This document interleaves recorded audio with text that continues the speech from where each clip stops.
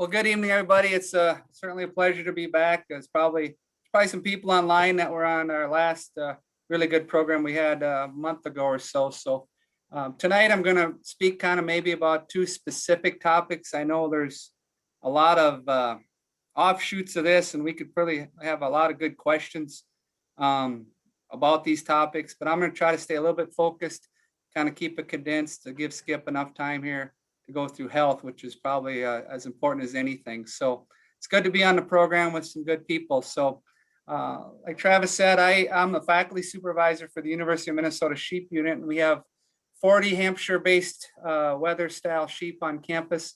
And it's primarily a student-ran flock, so I get a chance to work with our student shepherds and work with kids in the class that do much of the lambing watch. And so I'll share a little bit of those experiences with you. But we have a small flock on campus, and it's primarily used for teaching and allows kids and the students in the class to interface just about every facet of the sheep industry. I'm going to try to include a little bit about goats tonight and kid care and doe care just a little bit. But much of my slide presentation, because many of these slides I use in my classes, you'll see the lamb is the primarily word I use on there, but certainly a lot of the things we do with lambs can be applied to kids just as easy.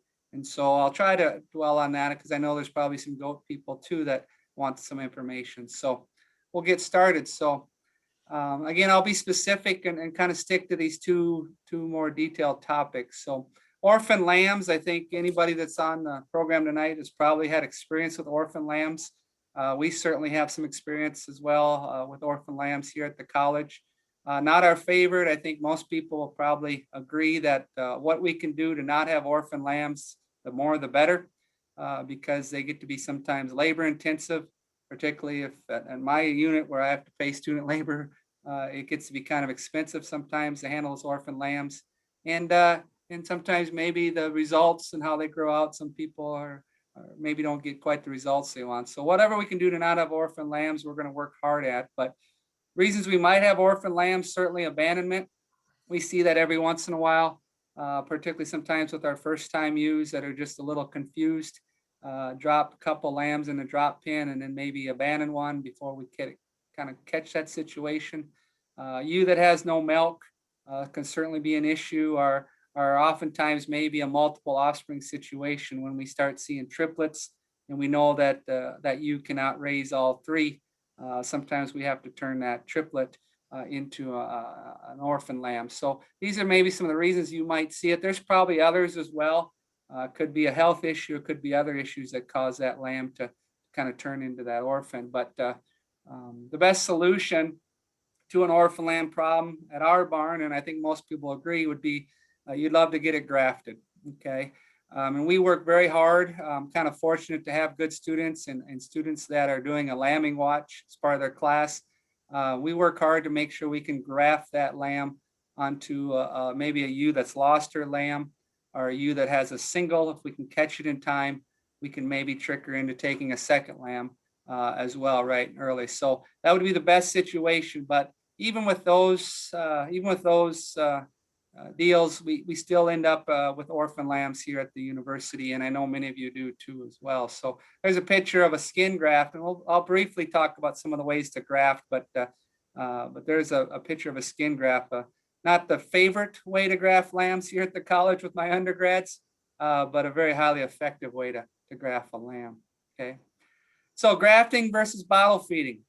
Again, we try to do as much as we can not to have an orphan lamb situation where we end up having to use supplemental labor and supplemental feed like a milk replacer to raise that lamb. We love to graft and we work hard at it. It's cheaper, no doubt about it. In the long run, it'll save you money as far as milk replacer costs, requires far less labor. And but if it doesn't work out, if you run into a situation where you just don't maybe have an extra ewe to graft onto, or the ewe that you were trying is just so stubborn she doesn't want to take that lamb or kid, you're going to have to come up with a formula to use milk replacer. Okay, and we'll talk a little bit now, as we move into the next few slides about the use of milk replacer and how we use milk replacer programs here at the college. So when you want to graft an orphan lamb onto you, in our situation, it's very vital, but it also is going to depend on the ewe. We have some older ewes, a couple that we've used in the past years. If we know they're having singles, we will graft an orphan lamb on them, and they've been very easy to work with, and those ewes take those lambs very well. And then we have some other ewes that maybe are just a little bit more sensitive to smell and change of the lamb and all those things, and aren't very easy to put that lamb on. Sometimes it'll depend how far after they've lambed. It's much easier the closer you graft a ewe to the moment she lambs. The best way that we've had to graft lambs would be right away when she's first, right after she's given birth to that first lamb, and we know that she's done lambing. We can get that second lamb on with much more success. The further we get away from parturition, the harder it becomes for us to put lambs on that recip ewe. So some ways you can graft lambs, just briefly: a slime graft, which most of you might be very familiar with, and that's just using the placental cleanings as a way to mask the odor and kind of slime up the orphan lamb that you want to put on the ewe. Stanchion graft, very common. Most sheep producers have some sort of kind of a head catch maybe, or a stanchion type panel that you can put a recip ewe in there and put on some older lambs. It often works best for ewes that are a little further away from lambing. And this is just a will of attrition, just to kind of convince that ewe through time and effort to take those lambs. There's some others out there: the wet graft, which would be kind of using an odor masking solution. Skin grafts, a very successful way to graft a lamb. Not the prettiest thing. Some people maybe aren't too keen on actually skinning a dead lamb, and we get that here with some of our students in the class. But it's a good method. It's very effective, and we've had good luck with that, even though it's not the most pretty thing to look at.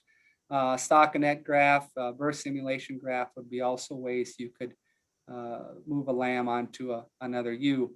Again, the point of maybe talking about this is to do the best we can as producers to minimize our orphans, to minimize our labor, minimize the amount of money we put into orphans.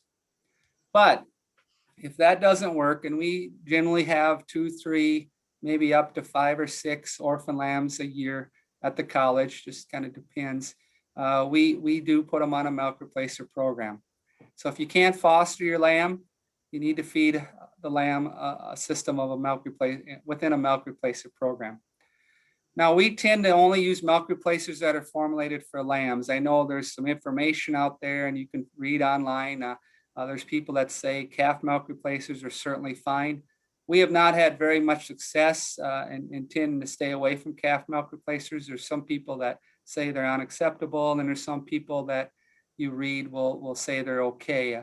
One thing about calf milk replacers, you can buy it cheaper on a per pound basis. It's probably half the cost of a lamb milk replacer. But with that, you could run into some health issues if the calf milk replacer is of too low quality. Most times, calf milk replacers tend to have a lower fat content relative to a lamb milk replacer, and they're very high in lactose. And lactose carbohydrate can certainly cause excessive scouring and even death loss if it's at too much of an excess in a baby lamb's diet. So we always use and stick to kind of the old formula of just using a high quality lamb milk replacer. Now, I'm not promoting any one brand of lamb milk replacer over any other brand this evening. I just put this photo in to show you an example of a lamb milk replacer that if you go to a feed store or a farm store, it's easily marked on the label, and you won't get into a situation where you buy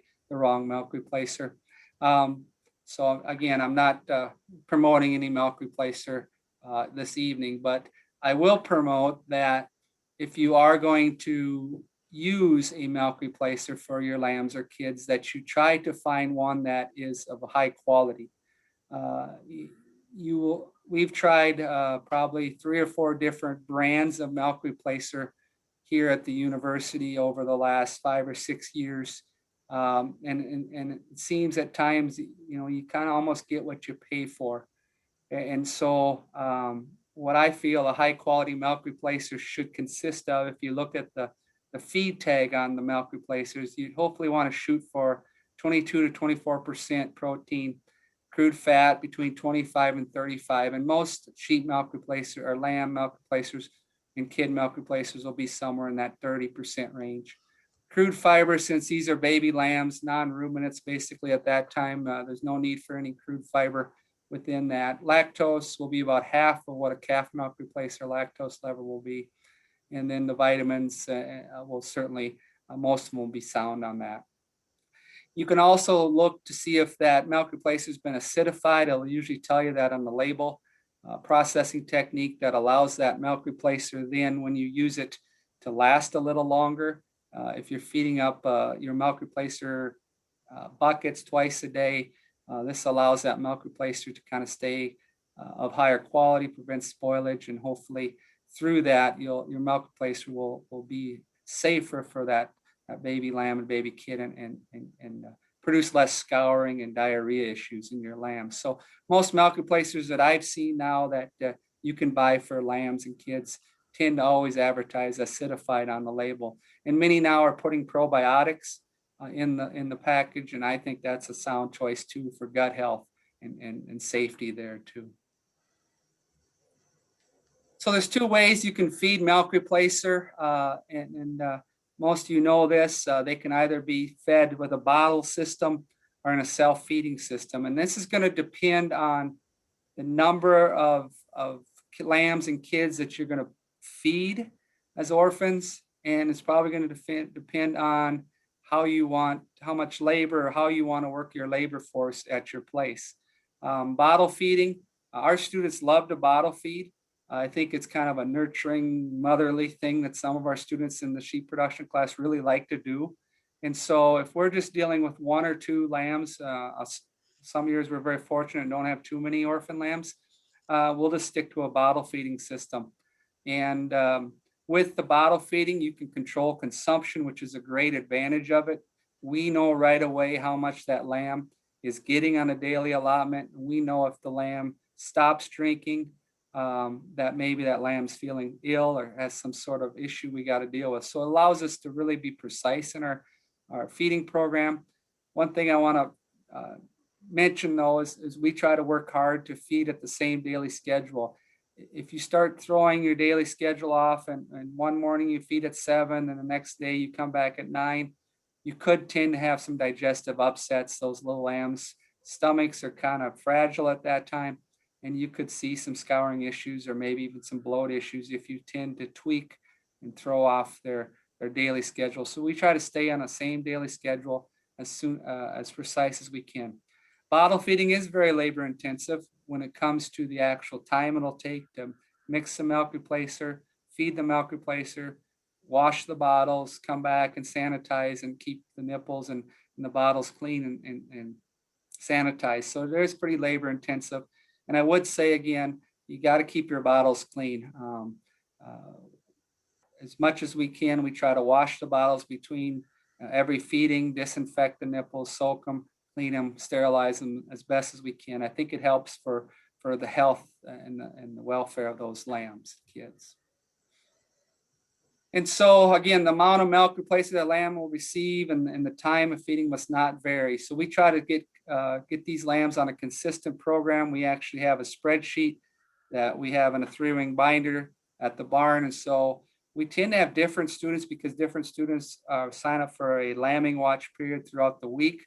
So this is how the students can look at the records and stay consistent because we monitor how much that lamb got on a daily basis per feeding and the time it was fed, which allows us to have some communications between the students day in and day out.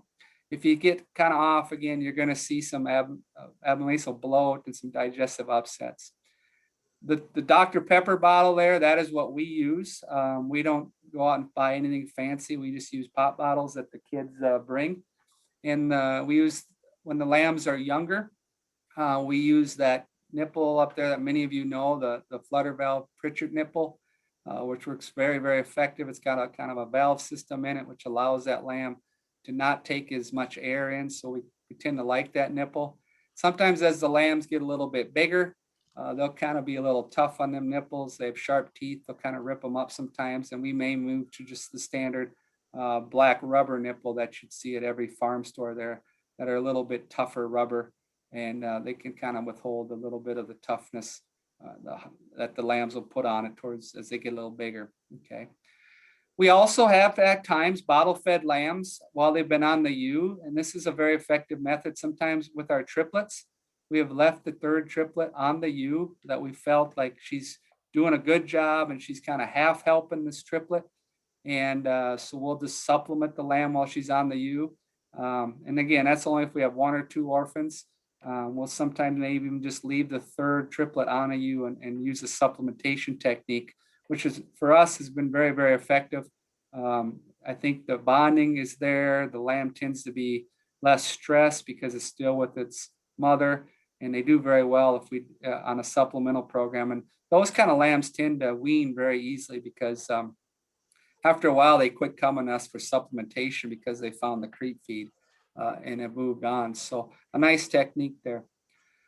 Orphan lambs, as far as self-feeding, and this is what we would do, and this is what a lot of producers would do when they start getting into larger numbers of lambs.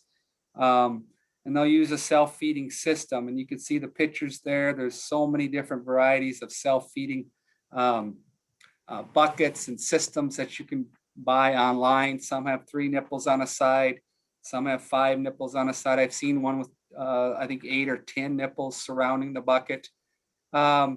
You can see that some buckets have the nipples on the bottom and some buckets have the nipples on the top. The nipples on the top actually, I think, work really well as lambs get a little older. Okay, it forces the lambs to kind of suck and suck up against gravity. And they tend to, I think, suck more natural relative to how they would in nature. The buckets with the nipples on the bottom, they work really well for young lambs because it's a lot easier to get the milk out because there's less gravity there.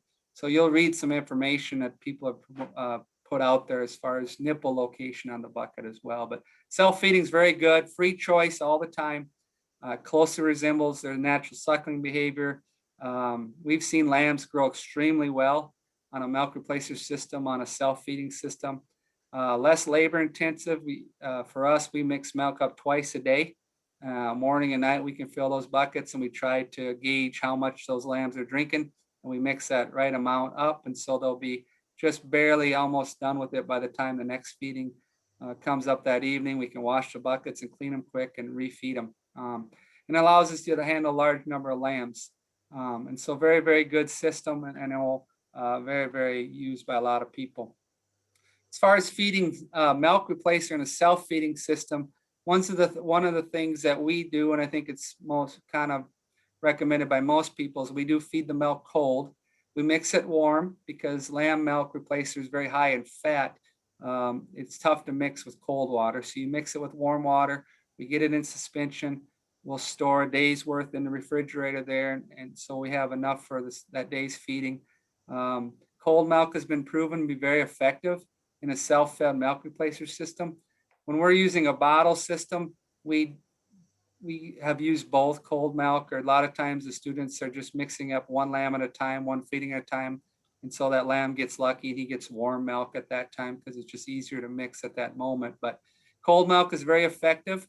And once the lamb gets to be about 7 to 10 days of age, we tend to use warm milk replacer when they're the first week of life, to get them kind of started on a bottle system, to get them used to coming to the bottle and the nipple. Then we move to a cold milk replacer system.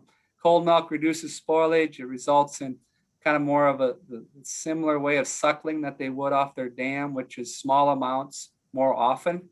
And because of that, we see a lot less bloats, a lot less scouring in our lambs. And I think their health is much better. They tend to be just have a little more vigor and a little thriftier look.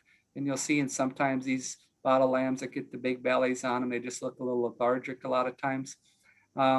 And we mix up enough when we do this for 1 day supply, so we can keep it in the barn fridge, and we'll have a whole day's supply, and then the next day we mix up the next day's supply. So self-fed milk replacer systems can work extremely well, but do be aware that you need to clean your buckets, you need to clean the nipples. Sometimes the nipples get clogged with crusty milk. remnants, or even your tubes will get clogged with crusty milk remnants. And I just put this up, and this is mixing directions off a back of a feed tag, a back of a milk replacer. I am pretty conscious, and I really tell the students to really work hard at making sure they mixed it completely accurate. Some students, want to maybe cheat on a little more milk replacer, a little less powder, a little more powder, a little more water, less water. And I'm very much a stickler about making sure it's accurately made, just to make sure that we're doing the best job of sticking with the way the company has designed the milk replacer. I know some people maybe like to water down their milk replacer, but with that maybe comes some issues. You could run into some scouring and maybe not have that quite that balanced nutritional profile if you change the ratio of powder to water. So be very conscious when you mix your milk replacer that all milk replacers aren't alike and they all don't have the same mixing directions. Auto feeders, I know quite a few people that are starting to use these, and around my area where I live, some of the club lamb producers are liking to use these. And one club lamb friend of mine has that Lactec machine up in the right corner, and he swore to me last spring that his orphan lambs ended up being bigger and bloomier than his mother-fed lambs for his club lamb sales. So he's a very strong advocate of this machine. And all these machines are basically an automated mixing type machine that allows you to add the powder. It mixes the milk, it mixes everything accurately. It runs the line and self-feeds these lambs. You still have to clean these machines out, but if you're going to get into orphan feeding a large number of lambs, maybe 50 to 100 or 200 lambs, this would be the way I think you'd have to go. And they're not cheap. They can range in price from $1,000, I guess, to more than that. But I think if you pencil it out per lamb over a few years, I think you'll come to the realization that they actually are very cost effective over the long run for large numbers of lambs. Okay. So the method you choose and how you feed your lambs will be based on your operation and labor. We've used both techniques, again, self-feeding buckets versus bottle feeding. Both can be effective. Both can raise a healthy, vigorous, well-grown lamb. It's just going to depend on how your operation is put together and what's going to work best for you. When do you wean orphan lambs? We wean our orphan lambs as soon as they start eating dry feed, and some days that'll be about 30 days of age. Sometimes it could be a little longer, but once we feel like they're really eating dry feed comfortably and eating the feeders down, we'll just cold turkey wean them and not even step them up. We won't even half milk replace them or half dilute the milk replacer. We just use the cold turkey method of weaning, and it's worked very effective for us. So we try to wean them a little earlier than we would a natural born lamb. And so about 25 to 30 pounds and 30 to 35 days of age. As long as they're eating creep feed and they're eating it well and consistently, we'll be ready to wean those lambs. All right, creep feeding. I'll just briefly talk about that, a few slides here, and we'll be done. Creep feeding, I think it's a very common practice in the sheep industry. I think if you talk to cattlemen, they're maybe more 50-50 as far as creep feeding versus not creep feeding. But I think more people in the sheep and goat industry, creep feeding is just a common practice. It's a measure of supplying supplemental nutrition for lambs and kids during the nursing period. And if you're into an early weaning program, like a lot of producers are who have niche markets for early wean lambs, it's a very important part of that program. Creep feeding will increase your average daily gain. It'll be especially important for lambs from multiple births, going back to sometimes how we raise our triplets when we're supplementing them a little bit with milk replacer while leaving them on their dams out in the mixing pen. We'll see that those lambs will tend to balance their diet by going to the creep feeder more often. And it seems like the heavier milking ewes, those lambs tend not to go to the creep feeder more often. So what you'll tend to see is a balance in the lamb's weaning weights, more so than you would if you went without creep feed and you were just measuring the true milking ability of your dams. You'd have way more inconsistency. So creep feeding balances out your lamb crop a little bit. It'll increase your average daily gain on those lambs out of the low milking ewes. They'll definitely use creep feed more efficiently than they will after weaning, and it allows for easier weaning as well. A lot of times our lambs, it seems like, will go to weaning extremely well and won't miss mama as much as they would if it was a non-creep fed program. And if you market your lambs at a younger age, such as show lamb people, weather lamb people that are selling to 4-H kids, creep feeding will be very vital because you want that extra bloom, that extra performance on those lambs, so they sell, better and more marketable to those crowds. Or if you're in a niche program where you're selling hothouse lambs or selling some sort of young, some young slaughter type lamb, creep feeding will allow them to be more bloomy again, a little more condition, a little more growth for those kind of markets. So quite a few benefits to creep feeding in the sheep program. Lambs will start to nibble their feed and hay by the time they're a week old. I always find that amazing. Uh, Growing up in the cattle business, you don't see those baby calves quite as eager to want to consume at such a young age. But we have week-old lambs right now in the barn, and it's just amazing how they're already standing next to mom and the feeders wanting to nibble. Only a small amount of supplemental feed will be consumed until they get to be about 4 weeks old, and then you'll really start seeing these creep-fed lambs start to dig a hole in the feeder. They'll really get excited about eating and really kind of turn the corner. And that also coincides with the dam as she's starting to taper off in her milk flow. We try to make a creep area available by the time lambs are 7 to 10 days old. So they have that place where they can get away from their mothers, get away from the flock, and get into an area where they can get their creep feed without the stress of having to compete. Make sure you're using your does can't get in. We tend to sometimes not wire up the fence too well, the creep panel, and sometimes we have that mistake at the barn. Place your creep feeders in an area of high traffic. We try to put ours kind of in a corner area that's kind of near where they would go for the water and near where their mothers would be eating hay. So the lambs just get curious. They like to walk in that area. And from there, we try to keep it dry. We really bed that area heavy. We have it out of the wind. We have it under shelter. So it's a nice place for those lambs. We tend to seem to find those lambs laying in there more often than they're laying out with their mothers. Light over the creep area will certainly be helpful to attract those lambs. If it becomes an issue where it's in a dark area and those lambs just don't want to go there, a light can always be very vital to be an attraction. Out in pastures in the springtime or summer, you can certainly put creep feeders out in pasture areas. Most cattlemen kind of tend to creep their calves that way. Put it near water tanks, put it near a resting area, put it near a mineral feeder, put it somewhere where the moms will take their babies by on a daily basis, and those babies will get kind of curious about going in there and seeing what that's all about. If you are going to creep feed, we'll talk a little about feed selection here. Pellets are very, very common. We use a creep pellet here. Now we have used a mixed ration creep pellet too, but pellets, we tend to want to make sure they're small and have some sort of softness to them. A quarter or 3/16 pellet is very, very good. And if it has a soft texture, so when they chew it, it kind of turns into maybe a kind of a softer, flakier texture, and then it mixes well with the water they drink to stimulate their rumen. So a soft textured pellet is very, very ideal. Fresh and palatable. Sometimes you can open the creep bags and know right away that there's something wrong with the odor. You can look at the date of manufacturing, and sometimes these feed stores have held on to creep feeds for too long. And with such high quality products, and many of those creep feeds that are mixed commercially, some of them can go bad and get a stale odor to it. So make sure they're fresh and palatable.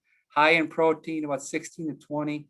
Make sure it's all natural. The little baby lambs can't really utilize non-protein nitrogen at that early age. Ad libitum, we tend to creep feed in an ad libitum feed structure, so we have a self feeder there, so we don't need as much bunk space. If you're hand feeding creep feed or in a hand feeding situation, make sure then you have enough bunk space, 9 to 10 inches per animal, especially as they get growing.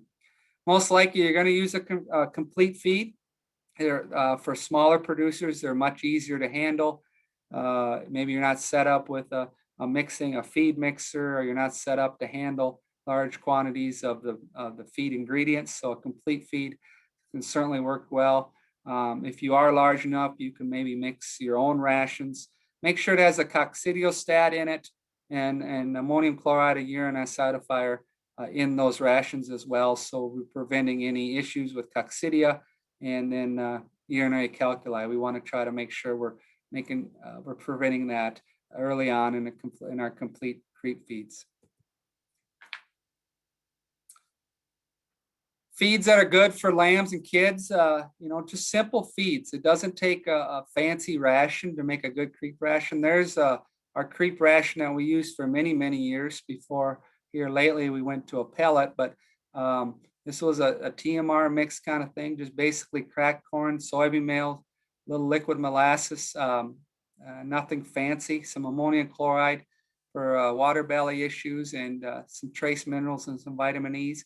We do add Bovatec, that's our coccidiostat in that creep ration. So there's an example creep ration that is not very intricate or fancy. It's just basic and solid and it meets their nutritional needs. But soybean meal makes a good starter feed. I know some sheep producers that right away, the first feed they'll put in their creep feeder will be soybean meal by itself. It seems to be very attractive to young lambs and they seem to use it as a good starter. And then from there, you can move on to a mixed ration, feeds that they'll like to go to, a ground or cracked corn. Ground when they're younger, you can move to a more coarse cracked as they get a little older. Alfalfa, molasses, oats, wheat bran also is a feed stuff that could work really well in a creep ration. Options for creep feed, you can get a simple mix such as the one I put up there. Our old UMM ration is kind of a simple mix, I call it. It is a custom mix. You can buy commercial bagged as well. I mean, most of the feed companies out there, Hubbard, Purina, Land O'Lakes, will all have a commercial bag creep feed with some tremendous quality to them, great ingredients. You are going to pay more for them, but at the same time, they are very high quality products, well balanced, well put together. And I know people that use the same ration as the ewes, particularly if you got your ewes on a lactation ration, which is a little higher protein. I know people who just creep feed the lambs with the same ration as the ewes. These would be smaller producers that maybe aren't capable of housing all the different feedstuffs or don't want to keep a lot of different products on hand. They'll just feed the same ration as the ewes, particularly if it's like a higher protein lactation type ration. So before weaning, and I'll finish up here, make sure lambs are eating creep well. If you feel like they're starting to eat a high percentage in creep and really doing well in a creep feeder, then you can kind of think about maybe it's time to start weaning. Always vaccinate your lambs for CD&T at 30 days of age and booster them 2 to 3 weeks later. There's other vaccines that you might consider at the same time, maybe IBR or maybe even a pneumonia vaccine that we've used around here before, but certainly the CD&T. As a rule of thumb, and this you'll see in print in most textbooks, most lambs can be weaned at 60 days of age or 45 pounds, whichever comes first. We kind of follow that rule here with our early weaning program. And lastly, when you're weaning those lambs, remove all the lambs and kids from their dams. Many recommend to leave them in the same pen, and that's the program we follow. It allows those lambs to feel comfortable in their surroundings. We see far less stress. We actually use a fence line method. Many of you might be aware of that. So we leave the lambs in the same pen and we allow the ewes to be in the pen right next to them. And it seems kind of stole that from the cattle people. And it seems like the stress level of those lambs has really maybe stayed a little bit less because they can see their mothers and rub noses. Be careful to manage and handle your ewes correctly during your dry off period. Dry ewes off over time, not just cold turkey. Weaning lambs takes a while. It's a well-planned activity. So drying them off over a 4 to 5 day period will be more successful for you. No rough housing the ewes. Be careful with their udders. They're swelled.